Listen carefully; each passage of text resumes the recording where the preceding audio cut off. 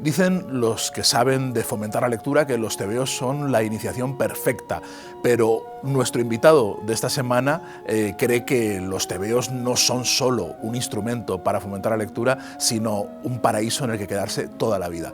Carlos Areces, actor impresentable en todos los sentidos y bien conocido y que está ubicuo por todas partes, es, además de mortadelófilo, es tintinófilo y nos ha traído una de sus joyas, las de la Castafiore, las joyas de la Castafiore, para descubrirnos los secretos de Tintín, los secretos inagotables de una obra a la que él vuelve constantemente y de la que conoce absolutamente todos los secretos. Con él vamos a hablar. Soy Sergio del Molino, estoy en la Fundación Marc y esto es la Biblioteca del Patio.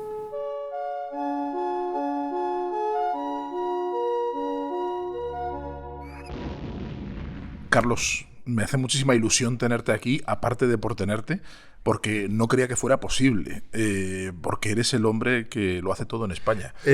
Bueno, y siento citarte a otro grupo que no, sí, eres tú. Que no es Ojete Calor. Que no es Ojete Calor. Bueno, pero son amigos, son muy amigos, o sea que les puedes citar perfectamente.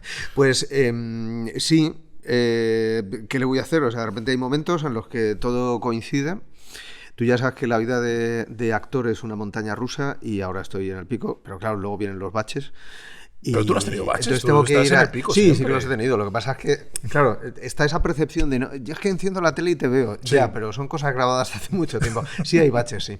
Y claro, y tú no eliges cuándo. Entonces, bueno, pues cuando estás en el pico, tienes que ir ahí acumulando como una urraca. No, y cuando no estás en la tele estás... Como una urraca que viene muy bien precisamente para hablar... Todo bien hilado, todo bien hilado. No, todo que también si no estás cantando en un escenario, pero hoy te hemos traído un escenario aquí de la March para hablar de libros, para hablar de cómics, para hablar de lectura y de pasiones.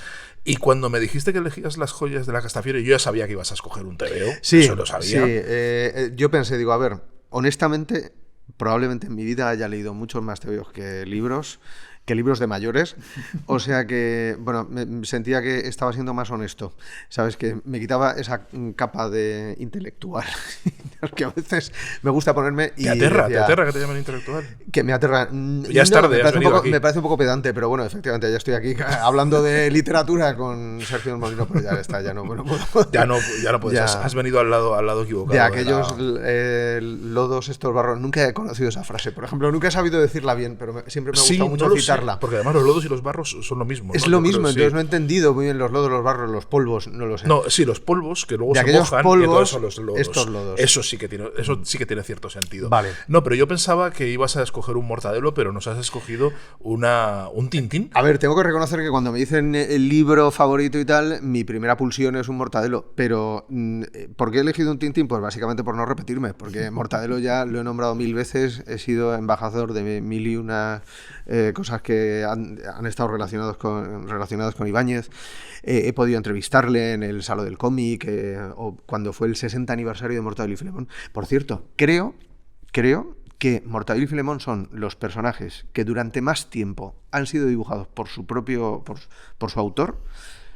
Desde luego, por lo menos al nivel de fama que alcanzaron Mortadelo y Filemón. O sea, yo no conozco el caso de ningún otro autor que durante tanto tiempo haya estado dibujando Mortadelo y Filemón, que el caso de Ibáñez fueron pues desde el 58 hasta el 23 que murió, o sea, 65 años, no conozco, o sea, Charles Schulz, que estuvo dibujando Carlitos y Snoopy durante 50 años, o el caso de Tintín, pero o Tintín el caso también fueron muchos años, ¿no? Fueron muchos, pero no fueron tantos, porque Tintín, la primera aventura, si no me equivoco, debe ser del 29, la última que se publicó fue en el 76, o sea, que ni siquiera llega a 50 años.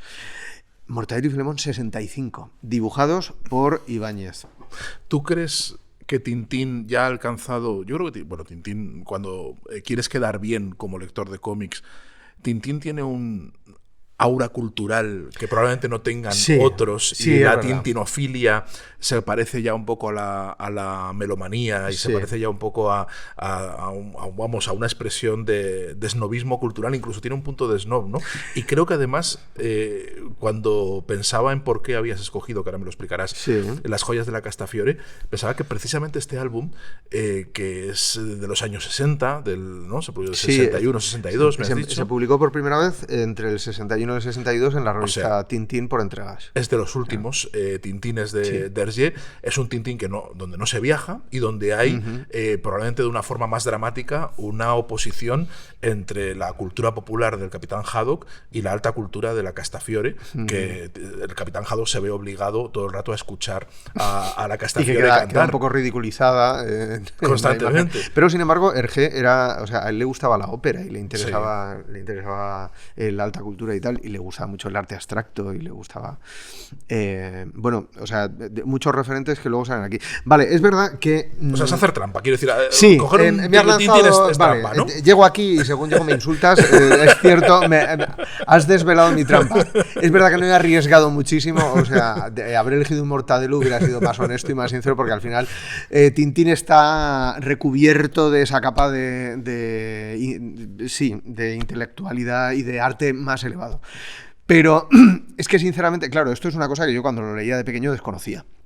Y Tintín, junto con Mortadelo y junto con Asterix y Mafalda, son probablemente los 4 primeros pilares en los que me apoyé cuando yo empecé a leer tebeos. Entonces yo en aquel momento lo desconocía y simplemente he traído un álbum que yo disfruté mucho cuando era pequeño.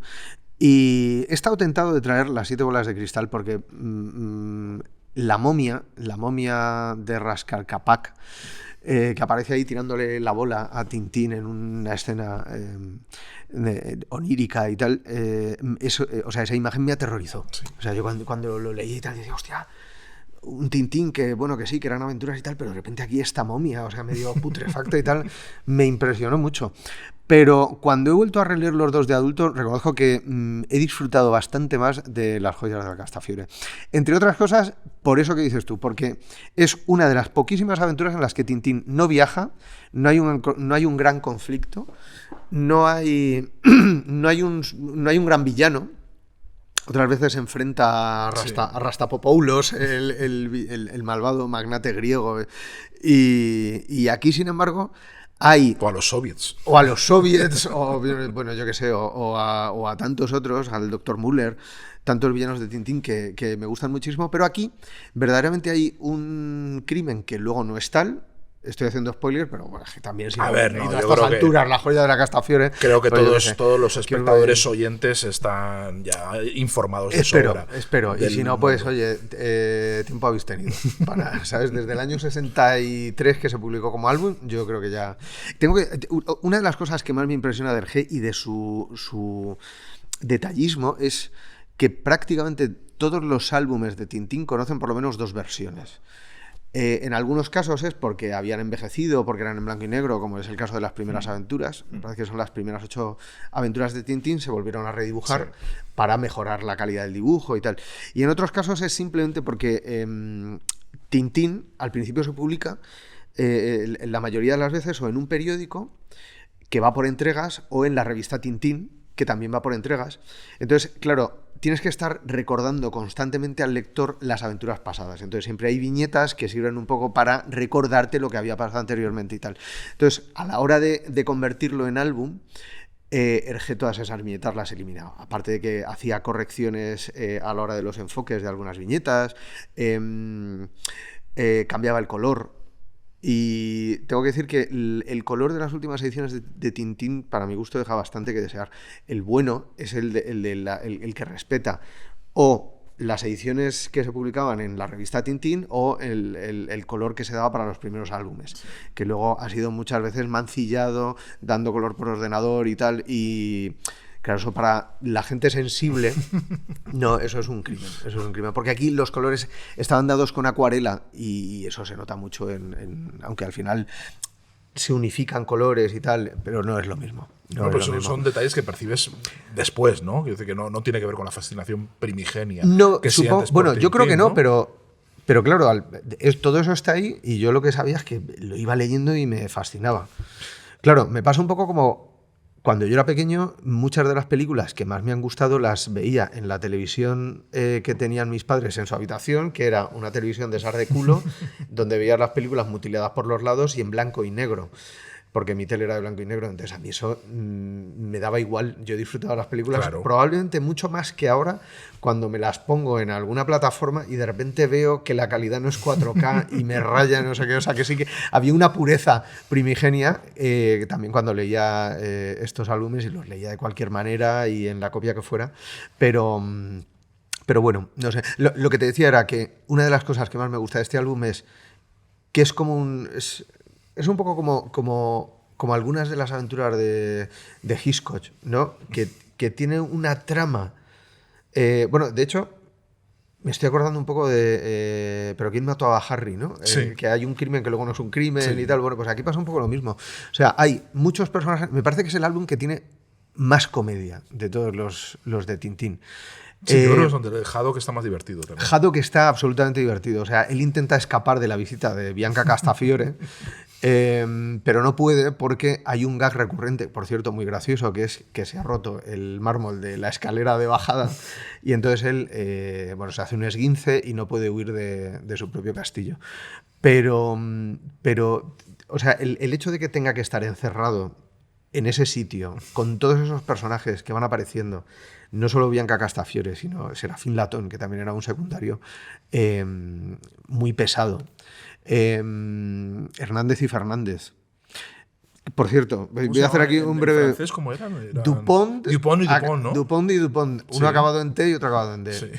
Nunca he entendido, o sea, esos personajes, ¿qué pasa con ellos? O sea, quiero decir, claramente son hermanos gemelos. ¿Por qué no se apellidan igual? ¿Qué os está ocurriendo pero ahí? tampoco en francés no se apellidan Tampoco igual. en francés se apellidan igual, pero quiero decir, ¿a qué está jugando con nosotros, Sergio? Bueno, está jugando al absurdo. Yo creo que es la parte más vanguardista de Hergé, ¿no? En ese momento. Porque sí que tiene... Yo no calificaría a Hergé de un hijo de la vanguardia, ni mucho menos, pero sí que creo que está contagiado un poco del espíritu de su tiempo. Él en su tiempo libre le gustaba mucho la pintura abstracta y pintaba muchos eso sí, cuadros pero como creador no es un creador vanguardista en ese sentido. O sea, es alguien que sigue toda la estela de la gran novela de aventuras tradicional y demás. Sí. Pero yo creo que ahí tiene algunos gags que rozan el dadaísmo, y eso es dadaísmo puro, ¿no? Hombre, desde luego, o sea, que dos personajes que se te están presentando como con apellidos diferentes, pero que tú estás viendo que son hermanos gemelos. O sea, dices, pero ¿cómo es que nadie ha podido caer en esto? O sea, a nadie se le ha ocurrido. O sea, no se explicará en algún... O sea, ¿tendría él intención de explicarlo en algún álbum futuro? Entiendo que no. Entiendo que no, porque la gracia era esa. La gracia es no explicarlo, claro. Pero no te puedo decir, o sea, el conflicto que me ocasionaba a mí, de joven y todavía hoy en día, que dos personas que son hermanos gemelos se apelliden diferente. Bueno, pues Hernández y Fernández también aparecen aquí. Sí. Cargados de sesgos racistas, porque ellos enseguida desconfían de la población gitana que acampa en los alrededores del castillo de Moulinsart, que es donde vive. Que también, o sea, este grupo de personajes viviendo juntos en un castillo.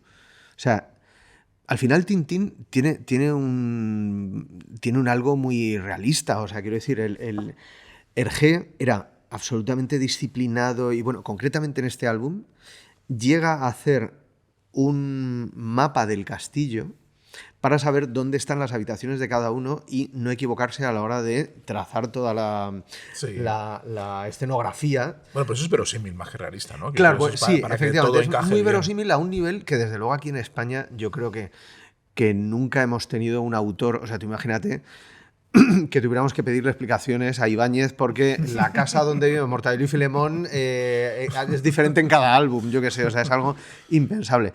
Yo creo que aquí el que más se ha acercado a ese nivel de detallismo es Paco Roca. O sea, porque Paco Roca sí que es verdad que la documentación... o sea, cuando tú coges un álbum de época de Paco Roca, como El invierno del dibujante, que es uno de mis favoritos, y tú ves todos los póster que hay de fondo, las cajetillas de tabaco que fuman, o sea, todo está cuidado al más mínimo detalle para que, sin ser protagonistas, si tú te vas fijando en todos esos elementos de viñeta en viñeta, todo corresponde con la época. Es mucho la tradición franco-belga, ¿no? Que son muy detallistas. Son mucho más ¿no? detallistas, claro. Es verdad que ellos vendían a un nivel internacional que en realidad nosotros no vendíamos. Pero bueno, yo qué sé, o sea... Oye, Carlos, yo que soy más de Asterix y nunca he sido tintinófilo, nunca he entrado. Explícame, si tienes alguna explicación, alguna rareza, ¿por qué de Tintín no se sale nunca? Porque siempre se habla de que el TVO es una buena iniciación para la lectura y muchos han empezado, se han convertido en lectores después de ser grandes lectores de TVO, aunque no lo hayan abandonado nunca o aunque lo hayan dejado, pero de Tintín no se sale. Es decir, Tintín, el que es tintinófilo lo es toda su vida, con el mismo grado de pasión durante toda su vida. ¿Qué tiene Tintín que no tienen otros cómics, que no tienen otros personajes, que provoca eso, ese aferrarse siempre a Tintín y cada vez además en un grado mayor? Porque yo conozco otros amigos tintinófilos que son verdaderamente... O sea, el fanatismo no mengua nunca. No, se les pasan otras modas, pero de Tintín no salen nunca. Es verdad. Tú tampoco sales, ¿no? De Tintín. Yo no salgo de Tintín y es verdad. Y mira, no sé quién se lo decía antes. Yo creo que de este álbum tengo 4 ediciones diferentes, ¿vale? Hay una edición que yo es la que recomiendo. No me paga nadie por hacer publicidad, ¿vale? Pero hay una edición de Juventud que es las aventuras o sea, las joyas de la Castafiore, pero la edición de la revista Tintín, sin las correcciones que te he dicho y tal. Y esa, por ejemplo, tiene un color espectacular. A mí es de las que más me gusta. Pero es verdad que hay muchos cómics que tienen una lectura muy básica y que luego ya pues cuando te vas haciendo adulto pierden, ¿sabes? Y no conservan lo mismo. Pero en el caso de Tintín me parece que sigue habiendo una lectura adulta que hace muy disfrutable las aventuras y la relación entre los personajes, que no deja de ser peculiar. Siempre se ha dicho, Tintín nunca conoció a una mujer. O sea, no hay grandes figuras femeninas dentro del universo de Tintín. Ni envejece. Bueno, no envejece ninguno de los personajes. Sí. O sea, hay muy pocos personajes que envejezcan. Creo que Mafalda es un poquito, sí, una de las excepciones. Y creo que es verdad que tampoco envejece mucho. O sea, a lo largo de los 10 años que se publicó Mafalda no envejeció como debería haber envejecido, pero por lo menos su hermano, Guille, en un momento dado nace, va creciendo y se desarrolla y vas creciendo con él y vas viendo cómo cada vez habla mejor y tal, y en el último álbum ya habla perfectamente. Eso no es una cosa habitual en los personajes de cómic. Pero yo qué sé, sí que es verdad que creo que hay mucho gag recurrente, muchas de las cosas de las aventuras de Tintín que se aprecian mejor de adulto, incluso a nivel gráfico. Toda la información que hay en cada viñeta, y yo creo que este álbum es uno de los mejores para ver eso. O sea, cuando vas recorriendo el castillo y vas viendo el gusto con el que se van dibujando los muebles, son muebles que son de una época, los cuadros que hay en el fondo y que remiten... Mira, hay unas páginas en concreto de este álbum que ya te digo, para mí gráficamente es uno de los mejores, pero donde ya llega al paroxismo absoluto, y yo lo disfruto un montón, es cuando el profesor Tornasol presenta un sistema de televisión a color, ¿vale? Recordemos que este álbum empezó a publicarse en el año 61, donde la televisión en color no existía. Y entonces él propone un álbum, o sea, una televisión a color que le proyecta, bueno, a todos los invitados del castillo y tal. Entonces, estas 2 páginas... Porque, claro, no hay más que interferencias, se ven los defectos sí. el ruido de las imágenes. Es casi psicodélico. Es, ¿no? De una psicodelia absoluta, y a mí me recuerda mucho al pop art que tanto disfrutaba Hergé también. O sea, cuando llegan estas imágenes, estas distorsiones, yo, de verdad, o sea, cuando era pequeño lo disfrutaba un montón, pero es que ahora mismo lo disfruto casi más. No sé, efectivamente, pero a mí, tú hablabas de Asterix, a mí me parece que a Asterix le pasa un poco lo mismo. Yo creo que hay chistes de Asterix que se pillan mejor de adulto. Se pillan mejor y son muy recurrentes y sirven para relacionarlos unos con otros siempre. Sí, y creo que el secreto estaba en, pues como le ocurre un poco a los Simpson, hay diferentes capas. Sí. Que vas pelando según te vas haciendo mayor. Y puede reírse el adulto y el niño a la vez y encontrar un punto de comunicación y entre el niño ambos, ¿no? y bueno, y aunque haya universidades en Estados Unidos que organizan quemas de libros de Tintín y de Asterix por reflejar estereotipos. A mí a Tintín por nazi, me parece. Básicamente, ¿no?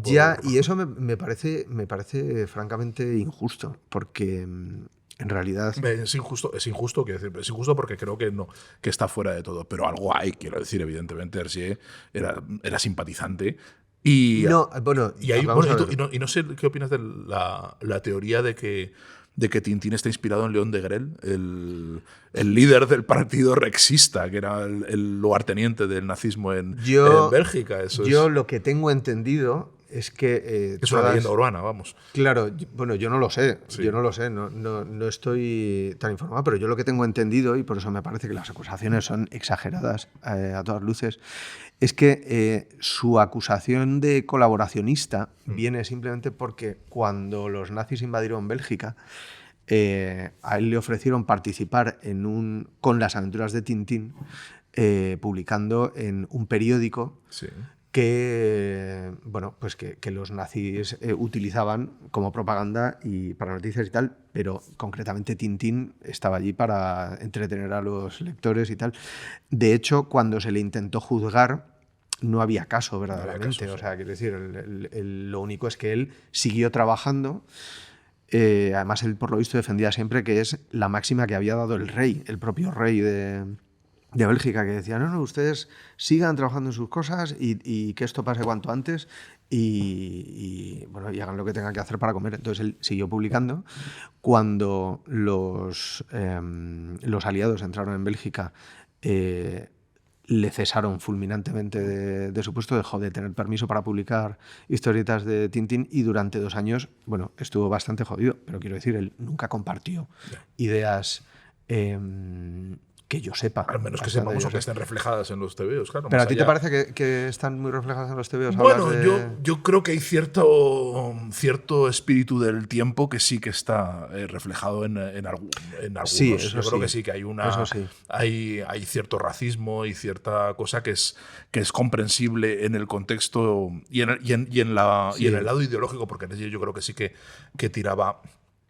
por clase, por ambiente y por todo, creo que era más conservador y que en ese momento los conservadores se radicalizan y pierden un poco los prejuicios o el sentido de la decencia. Yo creo que sí que hay algunas cositas de Tintín que chirrían, leídas hoy, chirrían. Me parece muy interesante. Yo no he revisado todos los álbumes, probablemente el más polémico es el de Tintín en el Congo, que yo hace muchísimo que no leo, y es en el que más creo que se basa la crítica hacia Hergé.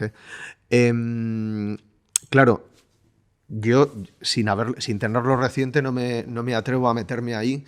Creo que hablan de que es un álbum muy, muy condescendiente, ¿no? Como es que lo del Congo con Bélgica claro.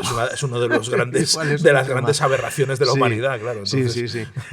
No me atrevo a entrar ahí porque, francamente, ya te digo, ese álbum no lo tengo reciente, evidentemente. Yo cuando lo leí yo no captaba nada de esto. O sea, a mí me parecía un álbum de aventuras más, no de los más divertidos, la verdad, porque los primeros álbumes de Tintín no son los mejores, pero...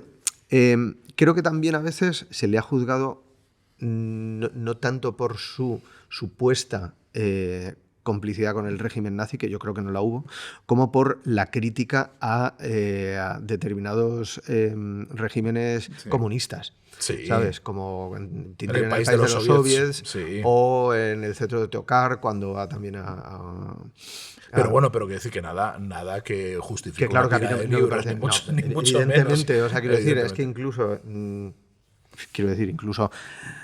No quemamos la obra de autores nazis. O sea, están ahí como parte de la historia. Mucho menos Tintín y Asterix. También te digo que en esta serie de podcast tampoco vamos a tener a nadie que nos recomiende Mein Kampf, pero creo de momento. Pero, yo qué sé, sería muy interesante oír también sus explicaciones. Pero creo que no va a ser aquí en este escenario. Creo que no va a ser.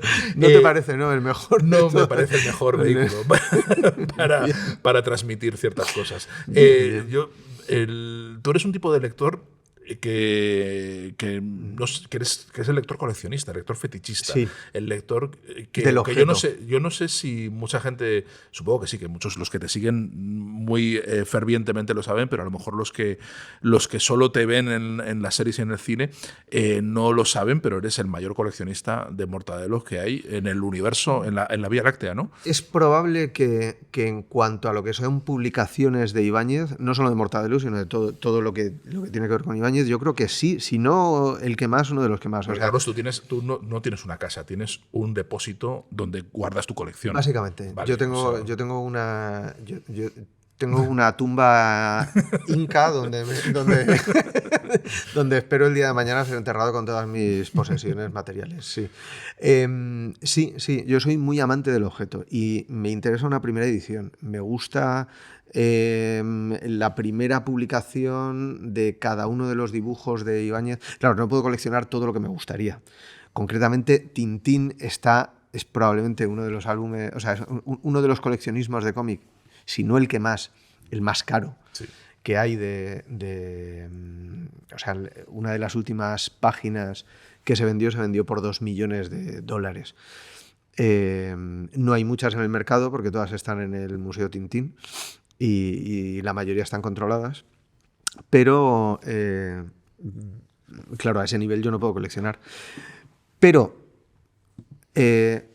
Mortadelo y Filemón y el universo de Ibáñez en general, al circunscribirse generalmente, o sea, aunque se publicaron fuera, también en muchos países europeos y en Latinoamérica, pero quitando Alemania no alcanzaron el éxito que tuvieron aquí en España. Y claro, entonces eso hace que sea un coleccionismo más minoritario y al que sí que me he podido dedicar. Y tengo un listado con todo lo conocido, publicado por Ibáñez, y tengo que reconocer que me faltan francamente pocas cosas. La mayoría de ellas inencontrables porque... ¿Qué vas a hacer cuando las tengas todas? Es que no creo que las tenga todas porque, claro, ¿quién conserva un periódico del año 57? Entonces, he ido a la hemeroteca, he buscado la página donde Ibáñez hizo una viñeta para publicitar la revista DDT y tengo una copia de esa viñeta. Pero ¿dónde voy a sacar ese periódico que no sea yendo a la hemeroteca, arrancando esa página cuando no me vean y luego conservándola entre mis... No sé si estás confesando algo, Carlos. No, de momento no. He llegado a algún crimen, pero a ese todavía no. O sea, me parece que la hemeroteca es donde tienen que estar los periódicos inencontrables para que algún día la gente vaya allí. Pero a mí me parece que representas un tipo de lector muy peculiar, que es el lector fetichista, el lector del coleccionista de objeto, pero que también a ti te interesa el contenido. Quiero decir, el objeto para ti es muy importante, la colección, pero te interesa porque te divierte mucho, te emociona, te gusta el contenido. No es algo para guardar, preservar en una urna y demás. No pertenece solo al disfrute. Claro, no solo para guardar en una urna, pero también. Pero, por ejemplo, hay una cosa que sí que he perdido, te reconozco con los años, lo que te decía antes de cuando yo veía películas en blanco y negro y mutiladas y dobladas y no me importaba y las disfrutaba muchísimo. Es verdad que ahora, por ejemplo, cuando leo El sulfato atómico de Mortadelo y Filemón y de repente en esta nueva reproducción ya le han cambiado los colores. El color es un color de ordenador dado posteriormente. Han cambiado la tipografía, ya no es la tipografía con la que se publicó originalmente en Gran Pulgarcito en el año 69. Todas esas cosas, de repente, o sea, soy sensible de una manera a todo eso que no lo era antes, ¿sabes? Entonces también me da un poco de rabia porque al final soy muy sensible, por ejemplo, al tema de la calidad de la reproducción de los álbumes. Que tengo que decir que en general muchas veces en la época moderna es infinitamente peor de lo que lo era antes. O sea, yo tengo álbumes de los años 30 y 40 que tú los ves los colores rojos de portada, ves las tintas que se usaban en un papel malísimo, eso es verdad, pero la calidad de reproducción era maravillosa. Y sin embargo, hoy en día muchas reproducciones, muchas cosas teóricamente profesionales tienen una calidad casi como de fotocopia de color. Y esas cosas me duelen muchísimo. Por eso cuando consigo una primera edición del sulfato atómico, de Tintín no, porque son más caras. O sea, tengo primeras ediciones, pero españolas, que son más asequibles.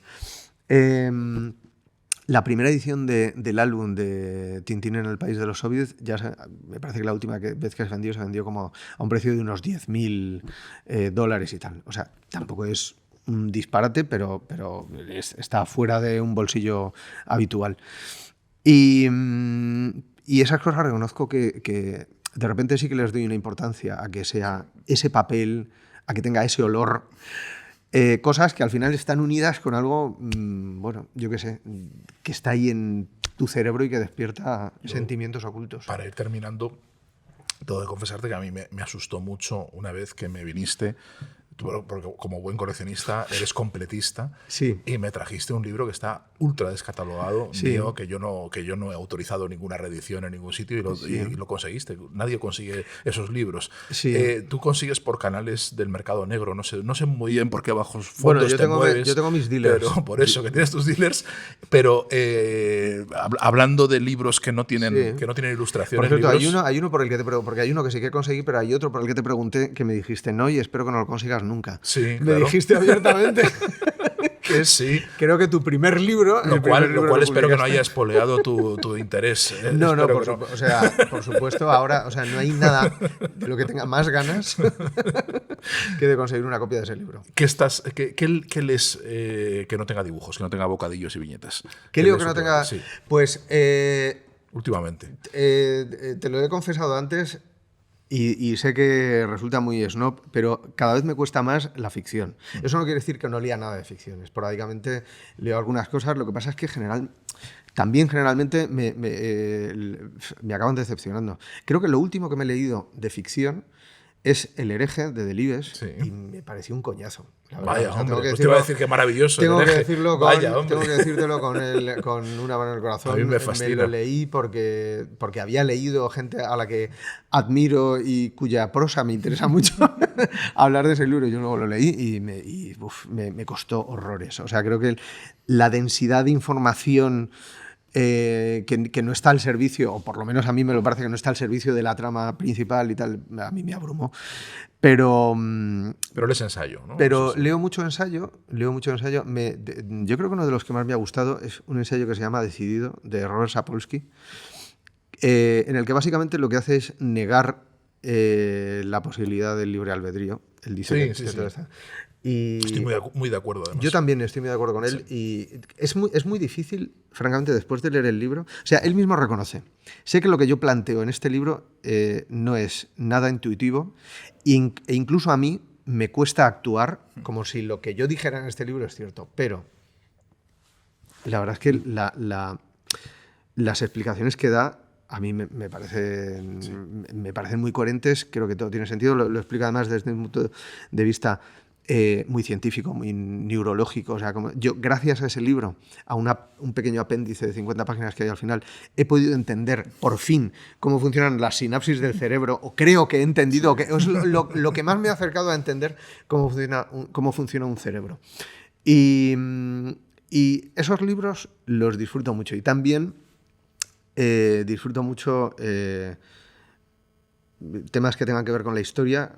Últimamente estoy muy, muy apasionado con la Revolución Francesa. Mira. Y también pues con temas de crímenes reales o sucesos históricos. Y bueno, te lo he comentado antes, uno de los libros que más he disfrutado últimamente es La ciudad de los vivos. Sí, me parece un libro de La Joya, estupendo. De La Joya, fascinante y sobrecogedor. Sé que ha publicado otro recientemente que no he leído, no sé si tiene el mismo interés, ¿no? Pero concretamente La ciudad de los vivos es un libro... Un librazo. Es un libro espectacular que yo no puedo dejar de recomendar. Carlos, a los pues lectores. Aunque no creamos en el libro albedrío, pero vamos a fingir que sí. Y que decidimos en este momento por voluntad propia acabar esta conversación y no porque nos lo estén exigiendo. Muy bien. Desde instancias superiores del destino. Carlos, ha sido un placer, de verdad. Muchísimas gracias por compartir tu pasión tintinófila. Espero que la contagien, pero es que ya es una cosa que está tan contagiada. Sí, que está muy contagiada. Debería ya reprimirse un poco, al revés. Deberían controlar, ¿no? Deberíamos disuadir. La población de tintinófilos. Yo creo que no hemos conseguido disuadir. Has transmitido un entusiasmo genuino y maravilloso y te agradezco muchísimo que hayas estado trayéndonos una joya de tu colección, de las joyas de la Castafiore, y espero que nos veamos pronto. Sí, a mí hablar ya sabes que me gusta. No me cuesta, o sea que... No nos cuesta. Un abrazo, de verdad. Bueno, pues nada, Sergio. Hasta la próxima. Hasta la próxima.